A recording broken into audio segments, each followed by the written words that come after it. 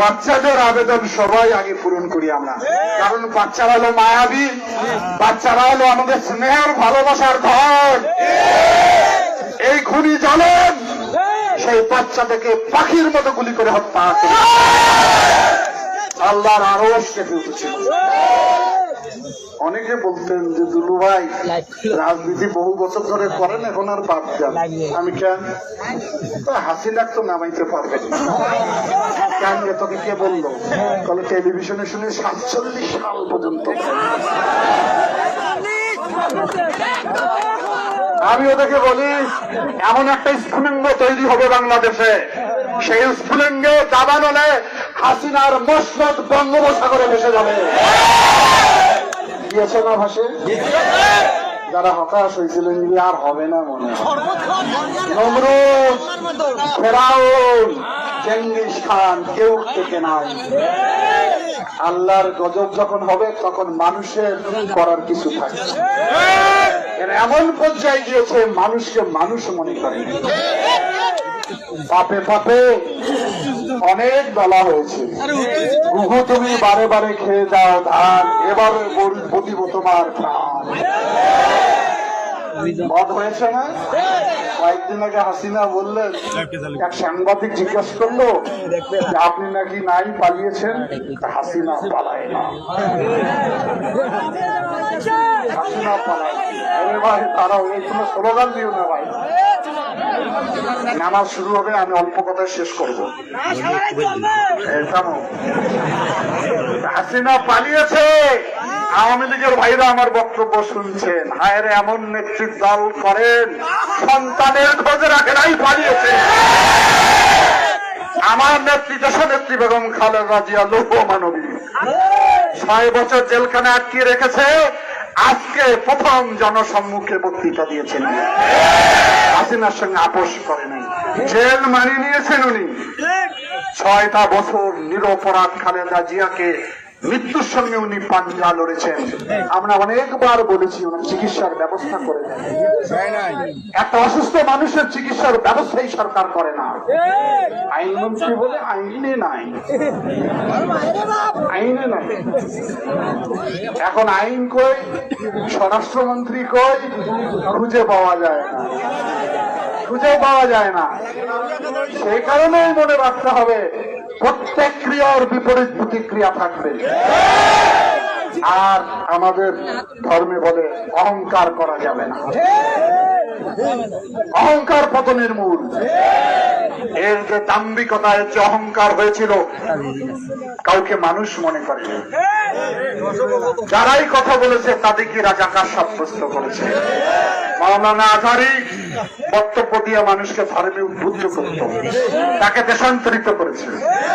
মাওলানা মামুনুল হককে 3 বছর জেলখানে আটকিয়ে রেখেছে। এরকম আরো হাজার হাজার মানুষকে নির্যাতন করেছে।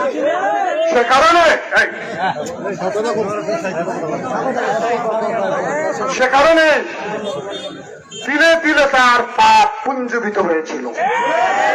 খালেদা জিয়ার বিরুদ্ধে বলে এতিমের টাকা মারে ওরা, 2 কোটি টাকা নাকি খালেদা জিয়া মারছে। আর এটা তো পাগলে বিশ্বাস করবে না, কারণ সেটা শেখ হাসিনাই প্রমাণ করেছেন। ওনার পিয়ন নাকি 400 কোটি টাকার মালিক। এটা আমরা বলিনি ভাই, আমরা বলিনি, উনি নিজে বলেছেন, আপনারা সবাই শুনেছেন। হেলিকপ্টার ছাড়া চলে না। তাহলে যিনি প্রধানমন্ত্রী তার পিয়ন যদি 400 কোটি টাকার মালিক হয়ে থাকে, উনি কত লক্ষ কোটি টাকার মালিক? যিনি একটা পিয়নকে চালাইতে পারে, সে কি রাষ্ট্র চালাইতে পারে? রাষ্ট্র হলো জনগণের, জনগণ হলো সার্বভৌম সর্বক্ষমতার মালিক তারা।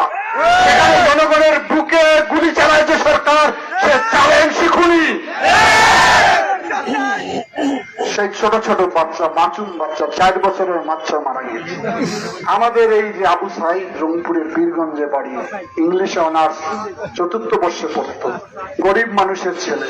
ওই বোনটা আত্মনাদ করে বলেছিল, দেখেছেন আবু সাইদের বোন কি কান্না করে বলে, ভাই ভাই কি বড় অফিসার হব না ভাই। সেই আবু সাইদ একটা কোঠার জন্য দাঁড়িয়েছিল, নিরস্ত একটা ছোট্ট হাতে লাঠি। একা ছিল, এমন না যে অনেক জনসাধারণ আইন শৃঙ্খলা অবনতি করছে, বাধ্য হয়ে পুলিশ টিয়ার গ্যাস মারছে, সাউন্ড গ্রেনেড মেরেছে, তারপরে সহাইতে পারেনি, বাধ্য হয়ে গুলি করছে। সরকারের আইনে বিধান আছে, ম্যাজিস্ট্রেট ছাড়া কোনো গুলি চালানো যাবে না। সমস্ত আইনকে পদদলিত করে ওই আবু সাইদের বুকে পরপর 4টা গুলি করে ওকে হত্যা করেছে। তারপরে শেখ হাসিনা শান্ত হয়নি, আরো চালিয়ে যাও। আমাদের ট্যাক্সে বুলেট, আমাকে পাহারা দেওয়ার জন্য যে বুলেট আমার বুকে আঘাত করে, সে হলো স্বৈরাচার, সে হলো খুনি। এরকম মুগ্ধ নামে একটা ছেলে, যখন ছেলেমেয়েরা মিছিল করে, ঢাকায় প্রচন্ড রোদ, ওকে পানি দিচ্ছিল, ভাই পানি পানি পানি। খুবই সুন্দর ছেলে, দেখতো খুব হাস্যোজ্জ্বল। সে মাথায় গুলি করে দিয়েছে মুগ্ধে। আমি সেদিন ফেসবুকে দেখলাম, আমার এক বোনের বাচ্চা হয়েছে, ছেলে, ওর নাম রেখেছে মুগ্ধ। মুগ্ধ হলো যমজ ভাই, মুগ্ধ আর স্নিগ্ধ। স্নিগ্ধ বেঁচে আছে, স্নিগ্ধ বলছে ওটাই আমার মুগ্ধ, আবার পৃথিবীতে এসেছে। পৃথিবীতে শেখ হাসিনার খবর নেননি যে 52 সালে ভাষা আন্দোলনে রক্ত দিয়ে ভাষার অধিকার আমরা প্রতিষ্ঠিত করেছি। 69, 70 এবং 71-এর স্বাধীনতা যুদ্ধে বাংলাদেশের টকবগে ছাত্র অস্ত্র হাতে নিয়ে বাংলাদেশ স্বাধীন করছে। সেই বাঙালি, সেই ছাত্র সমাজকে বুলেট দিয়ে আটকিয়ে রাখা যাবে? বুলেটের সে মানুষের শক্তি যে বেশি, সেটা প্রমাণিত হয়েছে। যত মারে তত পঙ্গপালের মতো মারে।